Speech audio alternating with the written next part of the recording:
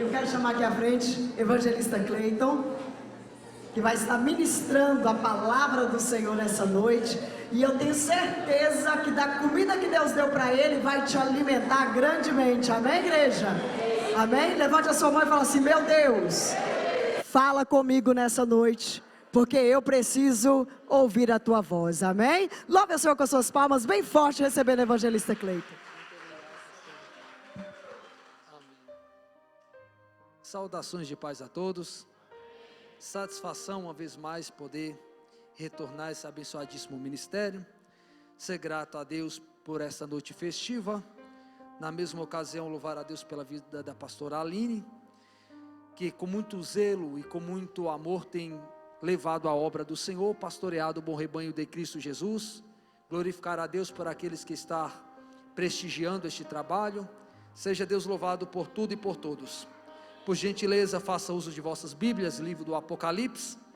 Sou cônscio da temática que nos foi proposta, a saber, avivamento versus apostasia. Apostasia quer dizer abandono da fé cristã. Só pode avivar aquilo que é uma necessidade. Logo, avivamento é uma necessidade. Apostasia é um abandono. Avivamento é uma necessidade. Apostasia é um abandono. Logo, nós estamos diante de duas expressões que nos dá a opção ou de abandonarmos ou de nos posicionarmos diante daquilo que Deus tem para nós em um pleno momento de tamanha decadência espiritual. E por essa razão, nada melhor do que falarmos com respeito à igreja de Cristo Jesus, a trajetória da igreja de Cristo Jesus. Por essa razão, faça uso de vossas Bíblias, livro do Apocalipse, capítulo de número 3, versículos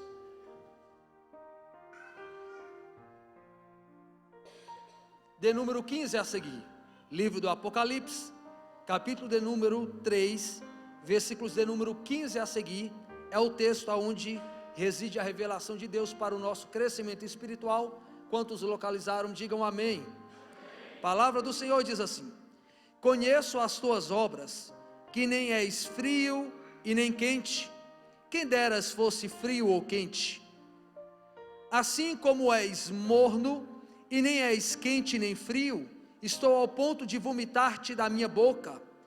Pois dizes: estou rico e abastado, e não preciso de coisa alguma, e nem sabes que tu és infeliz, sim, miserável, pobre, cego e nu. Aconselho-te que de mim compres ouro refinado pelo fogo para te enriqueceres, vestidura branca para te vestires, a fim de que não seja manifesto a tua vergonha da tua nudez, e colírio para ungires os teus olhos, a fim de que vejas. Eu repreendo e disciplino quantos amo. Sê, pois, zeloso e arrependa-te. E você diga amém. Aqueles que podem tomar o vosso assento. Os versículos que ora acabamos de ler está se reportando a história da igreja de Laodiceia, mas eu quero usar como parâmetro este texto para falarmos com respeito à história da igreja ao longo do tempo.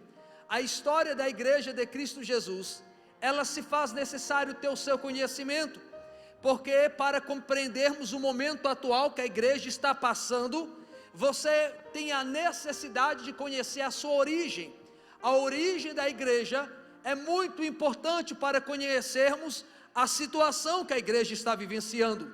Por essa razão, eu fiz questão de mencionarmos o livro do Apocalipse, capítulo de número 3, em que estamos nos atendo com respeito à história da igreja de Laodiceia. A igreja de Cristo Jesus, ela foi edificada no Calvário, mas a pedra fundamental da mesma foi lançada em Cesareia de Filipos, que fica próximo ao Monte Hermon. O Monte Hermon é aonde há o nascimento de toda a água que rege o Jordão, que rege o mar da Galileia e que deságua no Mar Morto. Eu estou lhes dizendo que toda a água que passa pela Galileia, que passa pelo Rio Jordão e que deságua no Mar Morto, ele sai do Monte Hermon. Próximo ao Monte Hermon é aonde está a Cesareia de Filipos. Foi justamente na nascente do Rio Jordão, foi justamente na nascente do Mar da Galileia, foi justamente na nascente do grande Mar Morto que Jesus proferiu as seguintes palavras, quando ele vira para Pedro e disse: Pedro, tu és Petros, tu és brita, tu és fragmentos de pedra, mas sobre esta pedra, que é o pronome demonstrativo daquilo que está perto de quem fala. Por exemplo, eu nunca posso dizer essa Bíblia, porque se eu dissesse essa Bíblia, teria que estar perto de você com quem eu estou falando. Eu digo esta Bíblia, porque está perto de quem fala. Por isso Jesus não disse sobre essa pedra, ele disse sobre esta pedra. A pedra está perto de quem fala. Ele estava dizendo: sobre esta pedra, Jesus, eu edificarei a igreja, mas as portas do inferno não prevalecerão contra ela. Pedro, tu és fragmentos de pedra, tu és como brita, mas sobre a pedra que sou eu, a igreja será edificada, e as portas do inferno não prevalecerá contra ela. Ou seja, a pedra fundamental da igreja foi lançada em Cesareia de Filipe, justamente aonde nasce o Mar da Galileia, aonde nasce o Mar Morto, aonde nasce o Rio Jordão. Foi na nascente. A igreja, ela teve a pedra fundamental, a sua nascente, lançada em Cesareia de Filipos, mas ela foi edificada no Calvário, inaugurada em Pentecoste, pela presença do Espírito Santo. Ali iniciou a igreja. A raiz da igreja é justamente judaica, porque veio de Cristo, que era judeu, dos 12 apóstolos, que era judeu, e a igreja foi difundindo, posteriormente se estendendo aos gentios. Logo você começa a compreender que quando a Bíblia fala das 7 igrejas do Apocalipse, está se remetendo às 7 eras da igreja de Jesus, que permeou a face da terra. Automaticamente você consegue compreender a origem da igreja e entende que a primeira igreja a existir não é a igreja católica apostólica romana. A primeira igreja a surgir é a igreja fundada por Cristo. Cristo é o alicerce, depois os 12 colégios apostólicos com suas raízes judaicas, depois ela se estende em 3.000 e ela vai se desenvolvendo ao longo do tempo. Essa é a primeira era da igreja, que é a era da igreja de Éfeso. Éfeso corresponde ao primeiro século da igreja, conhecido como período apostólico. É por isso que o escritor chamado João, filho de Zebedeu, escreve à igreja de Éfeso dizendo: venho contra ti que abandonaste o primeiro amor. Essa igreja de Éfeso é a mesma Éfeso que Paulo envia uma carta dizendo que ela conhecia a profundidade, a extensão e a altura do amor de Deus. 30 anos se passa, João agora escreve uma carta endereçada para ela, porque a igreja apostólica começa a perder o primeiro amor, e o primeiro amor não é um sentimento, o primeiro amor é uma convicção, é um zelo, é uma consciência. Equivocado está quem pensa que amor é um sentimento. Amor também é um sentimento, mas amor é muito mais uma convicção, porque aquilo que eu cultivo transforma em um sentimento bom ou um sentimento ruim. Por isso que o texto inicia um alerta à primeira igreja do primeiro século, dizendo: venho contra ti que deixou o primeiro amor, porque o que mantém a igreja viva é o amor, o que mantém a igreja produzindo é o amor. Já dizia o cantor: se não houver amor, o oceano secou, já não há estrela no céu. O que dá graça em qualquer relacionamento, em qualquer lugar, chama-se amor. Por isso a igreja no início nasceu debaixo do amor de Cristo. A igreja apostólica era uma igreja que amava o Senhor, zeloso com respeito aos dons, os sinais aconteciam. Era uma igreja apegada às pessoas, valorizava-se as pessoas. Mas nós saímos da primeira era da igreja, do século I, conhecido como período apostólico, entramos no século II a século terceiro, conhecido como período da igreja de Esmirna. Foi o período da igreja perseguida, foi o período que a igreja era lançada muitas das vezes no Coliseu Romano, perseguia os cristãos, confinava-se às coisas dos cristãos, tomava os seus bens, os seus pertences. Naquela época, quando os crentes aceitavam Jesus, já sabia que mais cedo ou mais tarde a sua família estaria diante de um Coliseu Romano, mas eles não negariam a fé, estariam firmes na presença de Deus. Por isso que na igreja de Esmirna apareceu um homem chamado Policarpo. Policarpo, que era apóstolo e que era também, melhor dizendo, bispo da igreja de Esmirna. E uma palavra muito chamativa me faz lembrar quando Policarpo, ele foi colocado à morte, e diante da morte, com 86 anos, eles viraram para Policarpo, avançado em idade, disse: Policarpo, se retrata diante das suas confissões, negue a Jesus e você vai viver. Policarpo vira para os seus algozes e disse: há 86 anos eu sirvo a Deus, e Deus nunca me fez mal algum, como posso negar a Cristo Jesus? Essa igreja do segundo século e terceiro século era uma igreja perseguida, e é uma prova cabível que perseguição não mata crente, pelo contrário, perseguição fortalece crente. Quanto menor a perseguição, mais fraco e mal acostumado fica o crente, mas o crente perseguido, ele é forte. O crente perseguido, ele disse: eu sirvo a Deus independentemente de qualquer coisa, não é pelo que ele pode oferecer, eu sirvo a Deus é por convicção. É por isso que Apocalipse capítulo 2, em versículo 10 escrito está: não temas as coisas que tens de sofrer, eis que o diabo está para lançar em prisão alguns dentre vós, para ser disposto à prova, e tereis tribulações por 10 dias, ser fiel até a morte, e dar-te-ei a coroa da vida. O Senhor estava dizendo: não temas o que tem a passar, terás tribulação, mas é momentaneamente, não é para a vida toda, não há dor, não há sofrimento que dura a vida toda. Mas a igreja sai do segundo momento da igreja, que é o período de Esmirna, e nós adentramos no período conhecido como Pérgamo. O período de Pérgamo foi o período conhecido como favor imperial.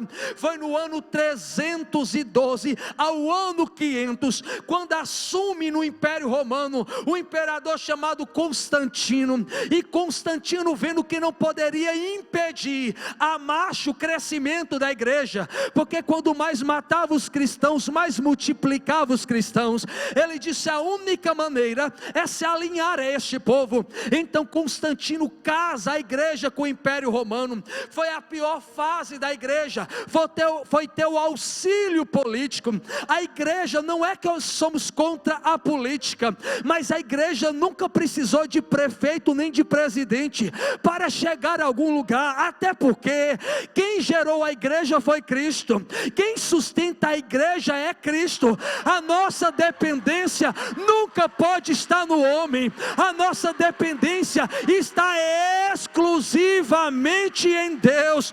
Devemos tomar as decisões melhores para eleger os melhores políticos e os melhores presidentes, mas eu tenho que lamentar quando eu escuto um líder dizendo: a nossa esperança está em Bolsonaro. O homem pode decepcionar, a esperança da igreja sempre esteve e sempre estará no seu fundador. É em Cristo que está a nossa expectativa. Por isso a igreja não faz aliança com outro a não ser com o seu Senhor, a não ser com o seu dono, a não ser com aquele que morreu na cruz por ele. Nós não negociamos a nossa fé. Se for preciso morrer, a igreja morre, passa pelo que tem que passar, mas a nossa aliança é exclusiva com o nosso autor e consumador da nossa fé, a saber, Jesus. Pois bem, esse período conhecido, o período de Pérgamo, foi a pior fase da igreja, porque quando a igreja casa agora com o império, Constantino vai usar da igreja para alcançar os seus interesses políticos, e a igreja agora vai se distanciando paulatinamente, progressivamente, vagarosamente, da simplicidade, do genuíno amor, da simplicidade do evangelho. Aí vai introjetando na igreja várias coisas coisas que é totalmente incoerente com aquilo que nós vivenciamos. Aí quando você lê o capítulo de número 2 e versículo 13, você entende que a igreja de Pérgamo profeticamente está falando do período do favor imperial, do ano 312 ao ano 500, porque o versículo 13 disse: conheço o lugar em que habitas, aonde está o trono de Satanás, e que conserva o meu nome, e não negaste a fé, ainda nos dias de Antipas, minha fiel testemunha, o qual foi morto entre vós, aonde Satanás habita. Tenho todavia contra ti algumas coisas, pois tens aí o que sustenta a doutrina de Balaão, que ensina a Balaque a armar cilada diante dos filhos de Israel, para comerem coisas sacrificadas a ídolos e praticarem toda prostituição. Foi essa a estratégia que Constantino recebeu, era essa: já que não podemos destruir este povo, aprenda o ensino, se alinha a este povo e tenta introjetar nele ensinamentos falsos para facilitar que este povo distancia de Deus. A doutrina de Balaão foi o conselho que Balaão deu ao rei Balaque, já que não podia destruir o povo de Deus. Balaque queria acabar, varrer com o povo de Deus da face da terra. Aí Balaão disse: olha, eu sou profeta, não tem como amaldiçoar quem Deus abençoou, não tem como destruir quem Deus levantou para ser campeão. Já que não pode amaldiçoar a igreja, tenta fazer a igreja pecar, corrompe a igreja com falsos ensinos, ensina este povo não orar mais, não jejuar mais, não ler a Bíblia mais. E assim a igreja foi tirando a Bíblia do povo, instituiu como a língua oficial do Império Romano o latim. A missa era realizada em latim, o povo não entendia nada, não tinha mais a Bíblia em mão. O povo sem conhecimento perece. Por isso Jesus disse que é uma libertação genuína, não é expulsar demônio. A verdadeira libertação está na palavra. Conheça a palavra, que ela te liberta. Crente que ama a palavra, crente que crê na palavra, liberto. O mundo foi feito pela palavra, Jericó caiu pela palavra, o mar vermelho abriu pela palavra, o cego recebeu milagre pela palavra.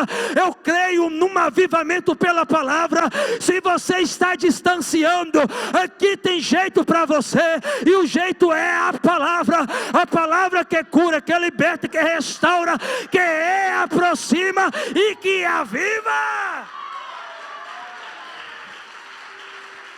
Aleluia. Mas a igreja, posteriormente a este período, conhecido como período do favor imperial, correspondendo à era de Pérgamo, a igreja agora vai adentrar no período de Tiatira.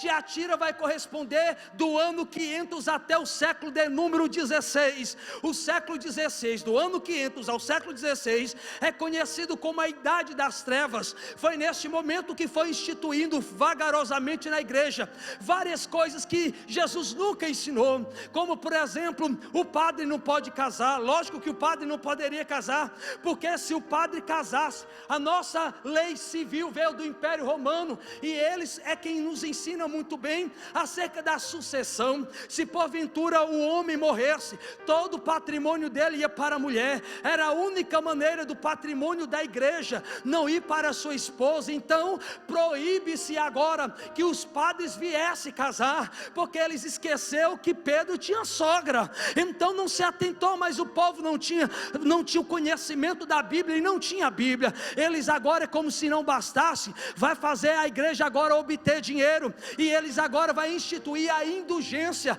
que a pessoa pagar por um pedaço de terreno no céu. O povo não questionava a igreja, o povo aceitava. Não era crente bereano como foi aprendido no primeiro século, que observava se o que estava pregando, se o que estava ensinando tem coerência bíblica, porque tem muito pregador pregando muitas heresias, e o povo não percebe, o povo engole tudo só porque está vindo do altar. Você tem que ser racional, você tem que ser crítico no sentido de examinar as escrituras, perceber se o que está pregando e ensinando tem coerência bíblica. Mas o povo foi aceitando, e agora o povo pagava por um terreno lá no céu. Foi essa situação que foi levando levando a igreja se distanciando. A igreja católica agora precisava contabilizar as pessoas que nasciam, e como não tinha um sistema avançado como os dias atuais, eles disseram: vamos batizar as crianças, porque toda criança que era batizado era registrado, porque criança não arrepende. Então por que batizar a criança? Porque era a única maneira da igreja católica apostólica romana registrar as crianças, era através do batismo. E a igreja foi se distanciando do verdadeiro objetivo, do evangelho da cruz, do evangelho que liberta, foi usando do evangelho para alcançar os seus interesses. É conhecido como período de Tiatira, idade das trevas. É por essa razão que você, lendo o capítulo 2 e versículo 20, você encontra: tenho porém contra ti que toleras essa mulher Jezabel, a si mesmo se declara profetiza, mas não somente ensina, mas ainda seduz os meus servos a praticar prostituição, a comerem coisas sacrificadas aos ídolos. Dê-lhe tempo para que se arrependesse, ela todavia não quer se arrepender da sua prostituição. Eis que coloco, eis que prostro em cama, bem como em grande tribulação, os que com ela se adulteram, caso não se arrependa das obras que ela incita. Quem era Jezabel? Jezabel era uma serva, Jezabel era uma sacerdotisa da deusa Azera, que juntou com Acabe, corrompeu o povo de Deus. É nada mais, nada menos do que esse sistema ensinado pela igreja católica apostólica romana, com uma doutrina que Jesus nunca pregou, com ensinamento que nunca foi ensinado a Cristo. E agora a igreja vai se distanciando, vai perdendo o seu propósito, vai se apegando às coisas do que é o verdadeiro propósito de Deus. Ela foi se distanciando, foi se envolvendo com coisas que não deveria envolver. É terrível uma pessoa que entra na igreja para procurar prosperidade, para procurar qualquer outra coisa que não seja a presença de Deus. Eu não venho aqui nessa noite para te dizer que Deus vai te dar casa, que Deus vai te dar carro, que Deus vai te curar. Não, eu não sou esse tipo de pregador, sei que isso é secundário do evangelho. Eu vim aqui para te dizer que Deus vai restaurar o teu relacionamento com Ele. Deus vai te fazer alguém apaixonado por Ele, porque se você tiver a presença dEle, você tem carro, tem casa, tem casamento restaurado, tem tudo que você precisa. Não troca o que é prioritário por coisas secundárias. Saímos da igreja de Tiatira e agora nós vamos para a era da igreja de Sardes. A era da igreja de Sardes é a era do período da reforma protestante, é o período do iluminismo, é o período da renascença, que vai do século XVI até o século XVIII, que vários precursores da reforma morreram por amor a Cristo, até que Martinho Lutero, na Alemanha, na porta de Wittenberg, com 95 teses, protegido pelos burgueses, ele colocou o rompimento de uma vez por toda da igreja católica apostólica romana. Agora a igreja começa a reforma, uma reforma doutrinária. A igreja está voltando agora, a igreja está buscando um avivamento. A igreja que estava se apostatando no século XVI, na idade das trevas, obscurecida, não viu o verdadeiro propósito. Agora a igreja está sendo avivada. Deus está levantando pessoas como Martinho Lutero para um grande avivamento. Levante a mão que eu quero profetizar. É bem verdade que hoje o evangelho nós temos uma quantidade, mas temos muita decepção.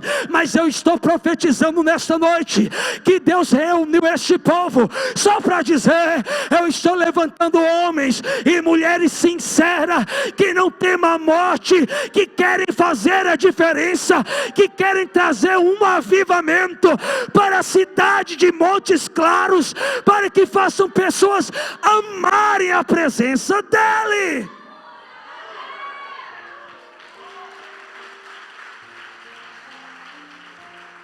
Por isso o capítulo de número 3, versículos de número 2 em diante disse: sê vigilante e consolida o resto que está para morrer, porque não tenho achado íntegro as suas obras na presença do meu Deus. Lembra-te, pois, de que tens recebido e ouvido, guarda-o e arrepende, porquanto se não vigiares, virei como ladrão, e não o conhecerás de modo algum que havereis de vir a ti.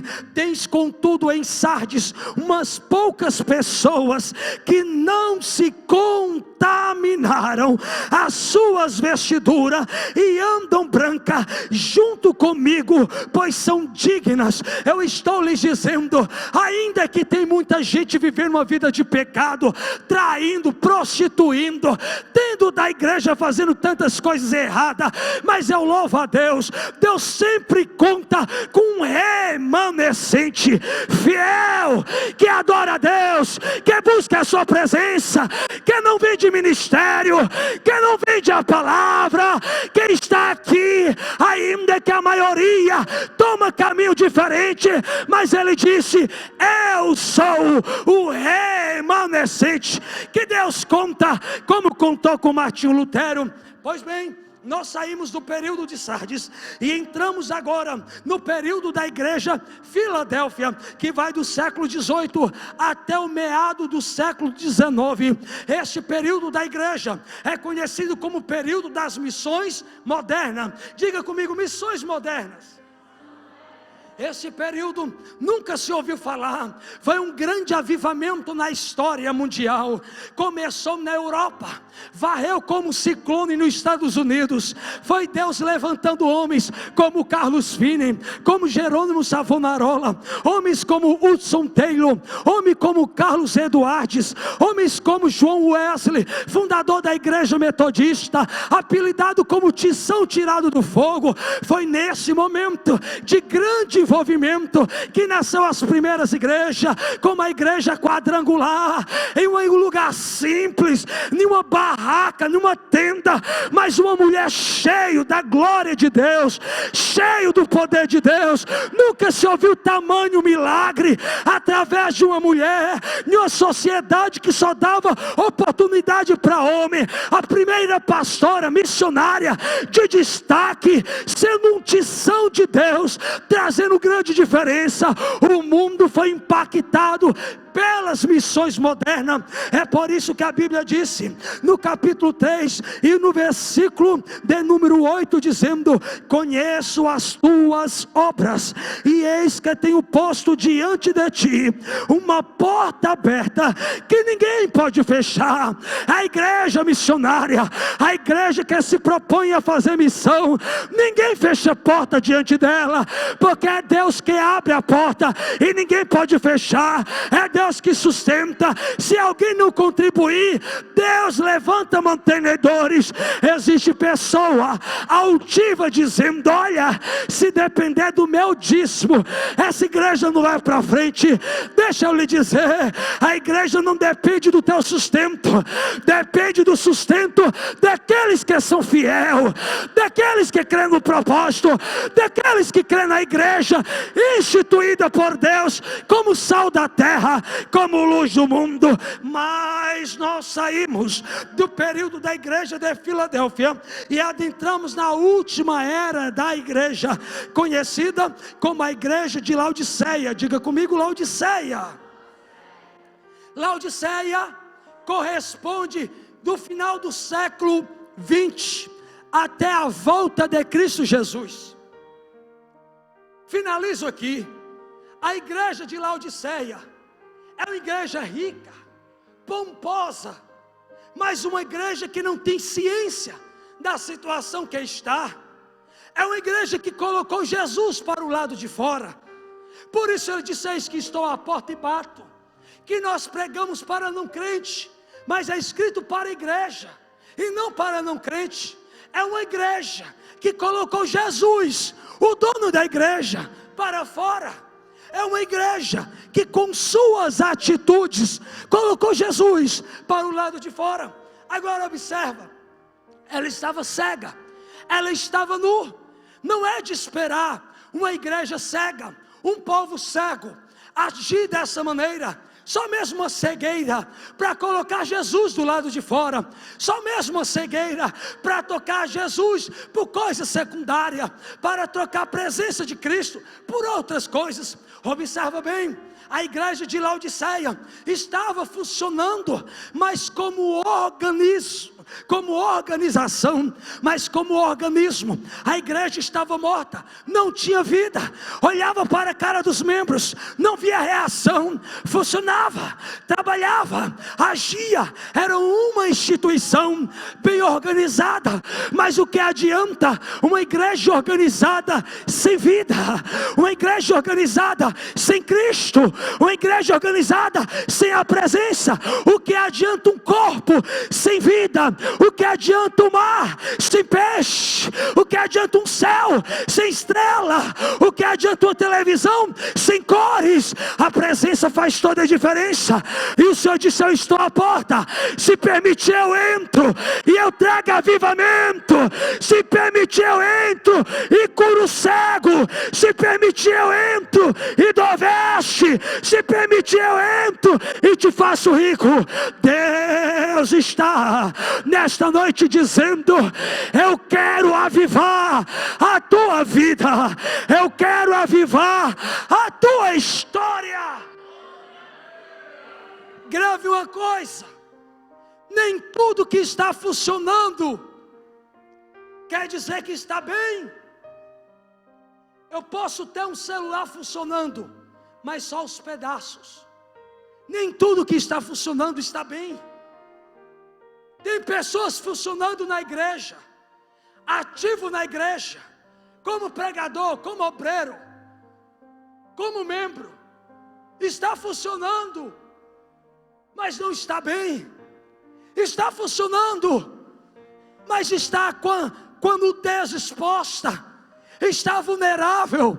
E a proposta de Deus nessa temática é essa: você tem uma escolha. Ou você se afasta, ou você se aproxima. Se aproximar tem avivamento, se afastar se apóstata, mas se aproximar, Deus lhe aviva. A proposta é essa. Não tem como ficar mais no meio do caminho. Ou você decide aproximar ou afastar. Se afastar, você caminha para a apostasia. Mas se aproximar, verás o avivamento de Deus. Aí você vai experimentar o que é Deus presente. Deus presente, você enxerga além da crise. Deus presente, você tem riqueza para dar e vender. Você com Deus presente, ninguém nunca verá a tua vergonha, porque a presença dele tampa, a presença dele reveste. Por isso ele disse: fica em Jerusalém, não saia, não foge, porque no lugar de perseguição eu vou revestir de poder, de poder, de poder, de poder.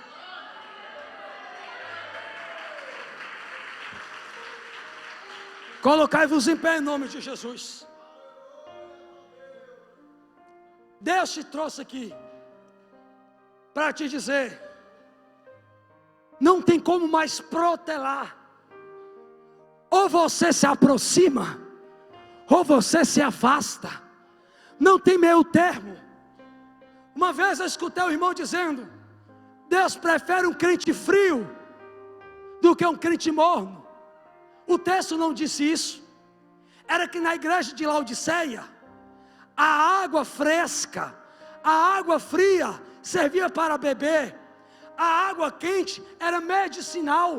Mas a água morna não dava nem para beber e não dava nem para servir como medicina. O que o Senhor estava dizendo: seja útil. Se for inútil, te desprezarei, porque não te chamei para ser infrutífero. Toda árvore que em mim tiver e não produzir fruto, será cortada e lançada no fogo. Mas se eu estiver em vós, e vós estiver em mim, pode ter certeza, vai produzir, vai produzir. Levante a mão que eu vou profetizar. Eu quero profetizar que aqueles que escolheram uma vida de avivamento, é chegado o tempo de produção na tua história.